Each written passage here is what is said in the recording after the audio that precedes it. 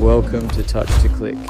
In this video, I will show you how to center elements in OBS so you can perfectly align your sources on the screen for a cleaner layout. Now let's get started. Step 1. Open OBS on your computer and choose the specific scene you are currently working on. Step 2. Look at the Sources box, usually located at the bottom of OBS, and click on the element you want to center, such as an image, video, or text. This box lists everything visible in your scene and lets you control each item individually. Step 3. Right-click on the selected source to open a menu with different options related to that element. Step 4. Hover your mouse over the transform option in the menu, which contains alignment and sizing controls. Step 5.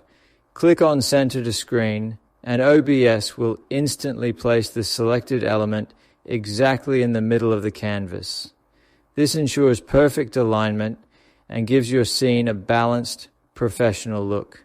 Thank you for watching, and don't forget to subscribe to Touch to Click for more helpful tutorials.